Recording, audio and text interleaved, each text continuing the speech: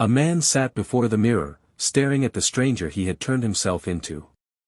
The carefully applied scars, the limp in his leg, the old, worn suit, none of it was real, yet tonight it would define him. He was one of the youngest and most successful CEOs in the city, but wealth had become a curse.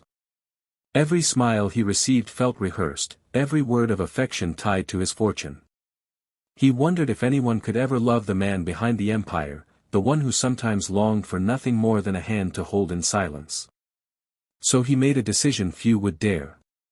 He would strip away his privilege, hide his success, and walk into the meeting arranged for him by his family as someone society might overlook, scarred, disabled, and poor. It was not cruelty but desperation that drove him, desperation to know whether a heart could beat for him without gold binding it. The weight of the disguise pressed down on him as he rose. His reflection looked fragile, a shadow of the man he truly was. Would she recoil at the sight of him? Would she pity him, dismiss him, or walk away without a second glance? He told himself he was ready for rejection, but his chest ached with a fear he could not shake. Still, he left the mirror behind and stepped into the night. If there was even a chance to find real love, he would risk everything, even his pride, to uncover it. When he entered the small cafe where they were meant to meet, his heart pounded louder than the chatter around him. She was already there, sitting by the window with a simple cup of tea, her hands folded neatly in her lap. She looked up as he limped toward her, and in that instant he braced himself for the flicker of surprise, maybe even discomfort. But it never came. Instead, her eyes softened, and she rose to greet him with a smile so genuine it disarmed him completely. They sat, and he stumbled through introductions, his voice low, uncertain. He exaggerated his clumsy movements, expecting her to wince or look away, but she didn't. When he dropped his spoon, she picked it up without hesitation, brushing it off with a light-hearted laugh that warmed the air between them. When he joked about his supposed shortcomings, she chuckled, not with pity but with understanding, as though she had met a kindred spirit rather than a stranger in disguise. What surprised him most was her listening. She leaned in as he spoke, asked about his dreams, his struggles, and treated every word with weight. No one had done that in years, not without some ulterior motive. For the first time, he felt the walls around his heart shift. This meeting, which had begun as a test, began to feel like something more. She didn't see his scars or his limp. She saw a man, and that simple kindness unsettled him more than any rejection ever could. He decided to push her kindness, to test if it was only politeness or something deeper. Over the next few days, he played the part more fully.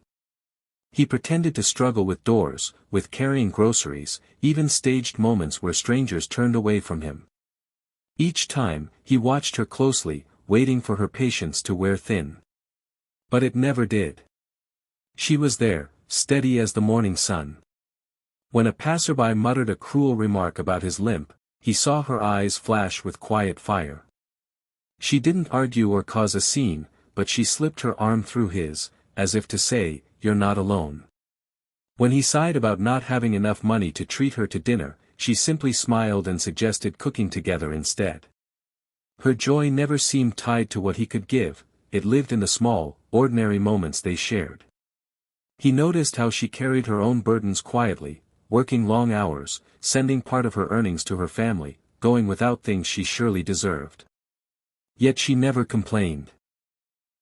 Instead, she encouraged him, spoke of hope, and reminded him that life was not measured by what one lacked but by the love one gave. Each act of compassion chipped away at the armor he had built around his heart.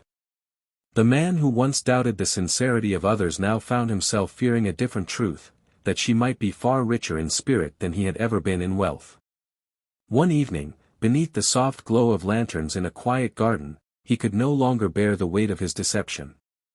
His hands trembled as he pulled away the mask of scars, as he straightened his limp and let his true voice rise without hesitation. The truth tumbled out in uneven breaths: he was not poor, not broken, not the man she thought she knew. He was the head of a vast company, the kind of man people usually chased for status and fortune. He braced himself for her anger, for betrayal to flood her face. He had lied to her, tested her kindness, hidden behind shadows. A cold silence stretched between them, and for a moment he thought he had shattered everything. Then she stepped closer, tears glistening in her eyes, but not the kind he feared. She reached for his hand and whispered, her voice steady, "I cared for you because of your heart, not your money. The rest never mattered." Relief crashed over him like a tide, and he struggled to find words, his chest heavy with gratitude and shame. She smiled through her tears, and in that moment, he realized the test had never truly been hers. It had been his, an examination of whether he could still believe in love unbound by wealth.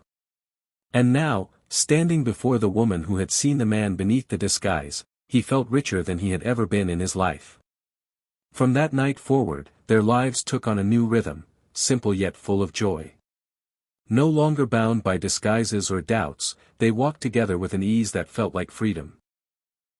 He introduced her to his world, the towering offices and glittering lights of the city, but she remained unchanged. She still laughed at his silly jokes, still reached for his hand when crowds pressed too close, still found happiness in quiet dinners at home. Her love did not waver in the shadow of his wealth, it only grew stronger. He, in turn, found himself transformed. The empire he once guarded with suspicion became a tool for good in her presence.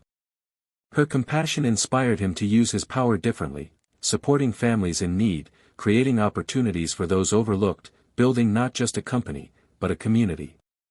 Each act of kindness reminded him of the day she first smiled at him without hesitation, when he was no one special in the eyes of the world. Together they built a life that was both sweet and unshakable, grounded not in appearances or possessions but in the quiet strength of love freely given. He had set out to test her heart, but in the end, it was his own heart that had been tested and healed. As they stood side by side, ready to face whatever tomorrow might bring, he finally understood, the greatest fortune a man could ever hold was not gold or power, but the hand of someone who loved him for who he truly was.